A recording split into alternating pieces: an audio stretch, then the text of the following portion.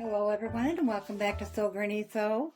I am going through my cabinet. I think I showed you a little snippet in the last video, but I have a whole cabinet full of quilt tops that I really need to get done. This one I have been working on off and on for the last 2 years for my sister. Nothing fancy, just simple. She loves kitties. She liked these colors, so we went with it.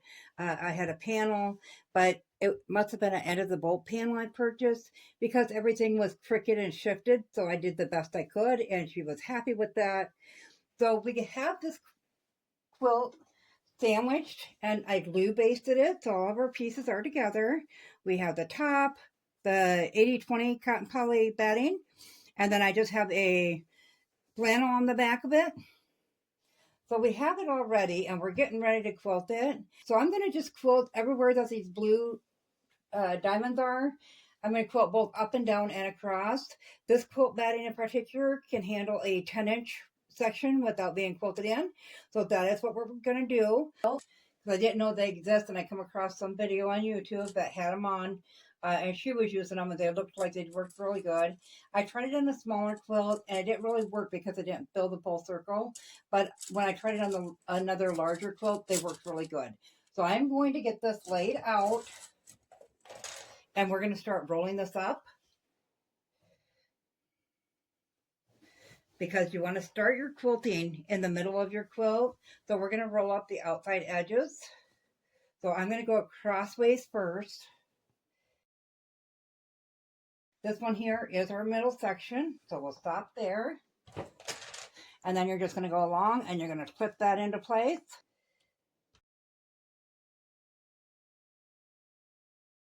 So now that we got that side done, we're going to flip it over and do the other side quick. You want to get as close to that row that you're going to be stitching in as possible, but you also don't want to make it real bulky as far as holding it in your hands. My sewing machine is approximately 4.5 by 5 inch throat on it, so not much room to do the quilting on there. So I'm going to bring you over to the sewing machine, and we're going to get started on quilting this in. Okay, I hope I have you zoomed in right and you can see this well. So I have gone with the same turquoise color thread of the turquoise blue that's in the top of the quilt. And I just have my sewing machine on with my needle. I'll center that in the middle. And I like to do the quilting in at about a 2. I just have my regular foot on it. And I'm going to give this a try and see if I need to stitch this out, because this one is glue basted. And I don't seem to have much trouble getting that on or getting that to move equally. But I may have to put the walking foot on it. So I'm just lining that up. I don't know if you can see that. I'm just lining that up with that edge of that border to get started with.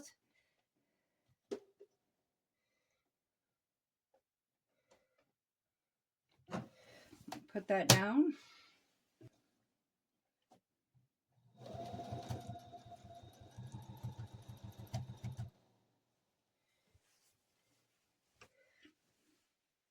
So I'm going to go ahead and work all the way across to the other edge.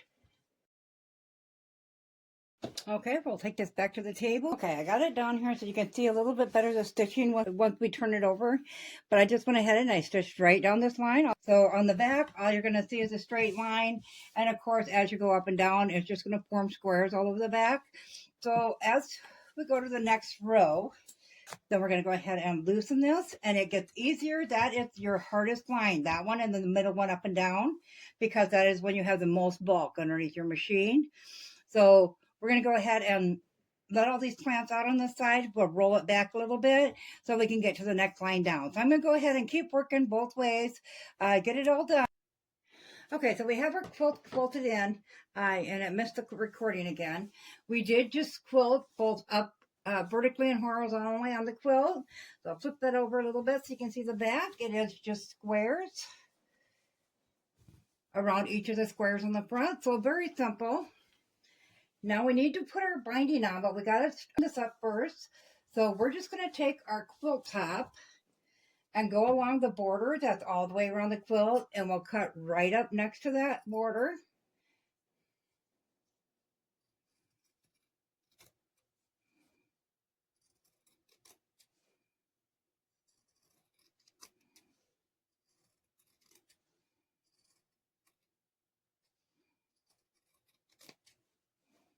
So I'm going to go ahead and I'm going to continue going all the way around the quilt. And once I get that done, I will meet you back here.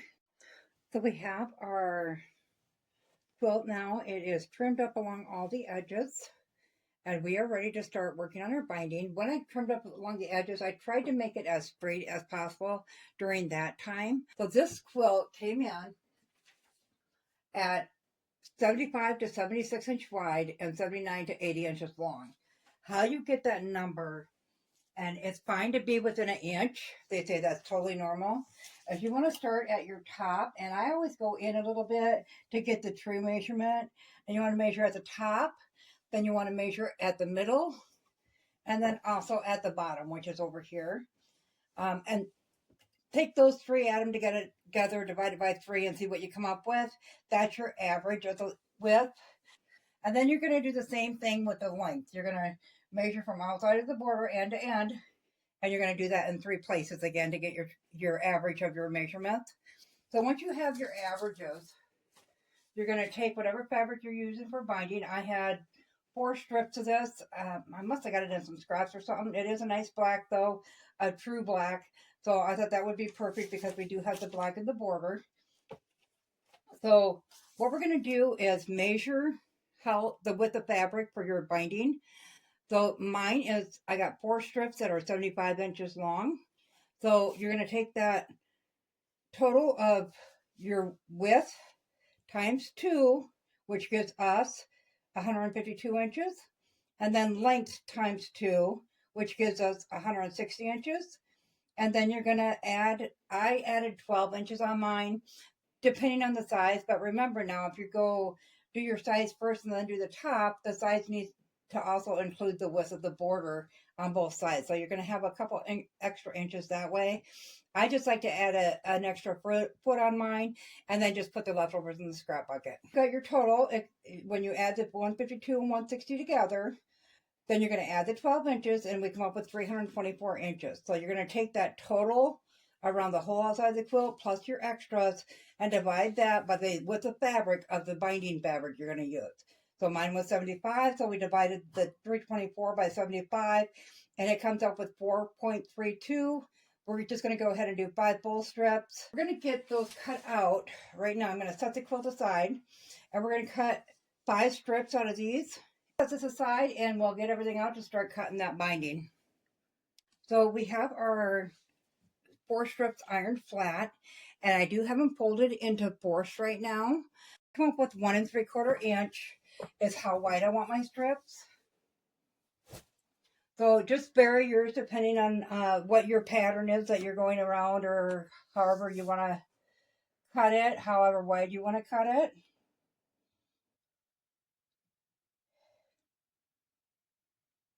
There we go.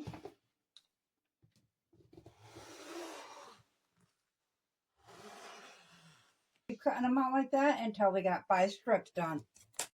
Okay, we have all 5 of our strips cut.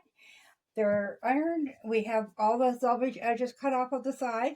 So we're just going to open those strips up and we're going to put right sides together. In my case, there's really doesn't seem to be a wrong or right side. They look identical on both sides. But I'm just going to put the 2 inside sides together. We'll line those up, making sure they're nice and straight.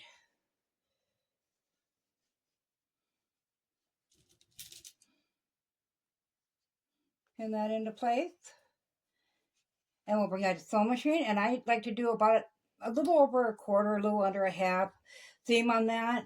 And just keep going along and sewing our seams like that until we have all 5 of the strips connected.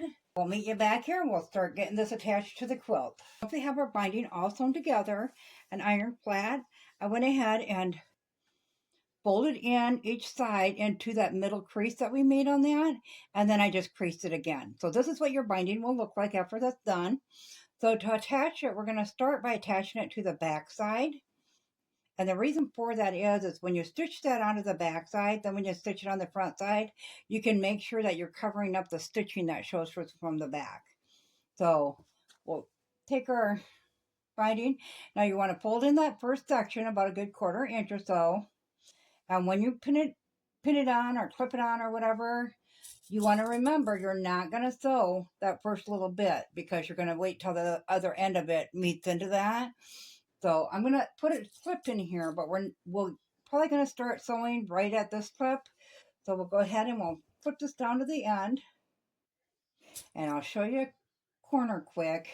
So take it down, you're going to stop about a 1/4 inch away from the end. You want to make sure you're backstitch to start it, and you're going to backstitch when you get to that 1/4 inch.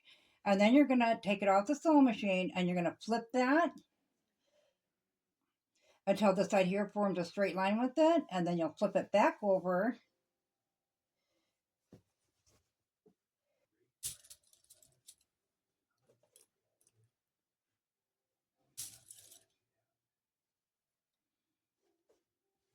And then you'll put it back on, and then you'll start and stitch this one down in the same way that you were stitching here. So you'll just go all the way around all 4 sides, get all 4 corners. So I'll get it to that point where we got everything attached and we are back up here. And then I will bring it back to show you how we're going to tuck that in. We have it sewn on all the way around for the back side. So here's where we're at now. So what I do is I flip this back and then I bring that to the length of that. And then we'll cut it off at that point.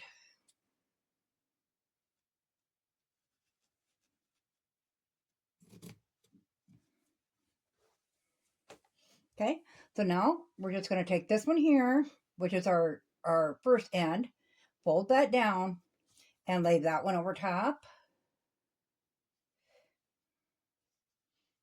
And then we'll go ahead and we'll stitch that down.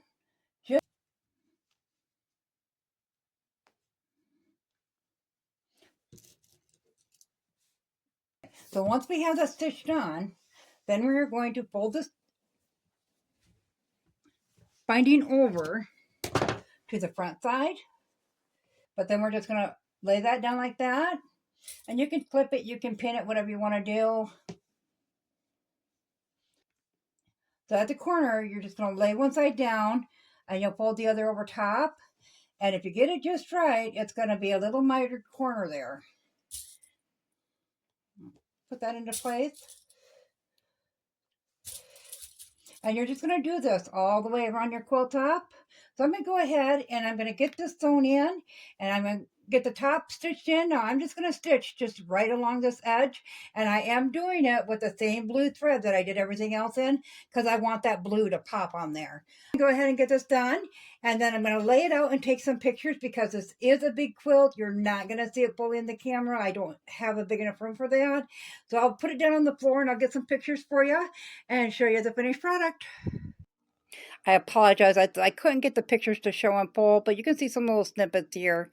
As always, guys, if you found this video useful, go ahead and give it a big thumbs up. It really helps our channel grow. If you haven't subscribed yet, go ahead and hit that subscribe button because we'd love to have you here at Sew Granny Sew.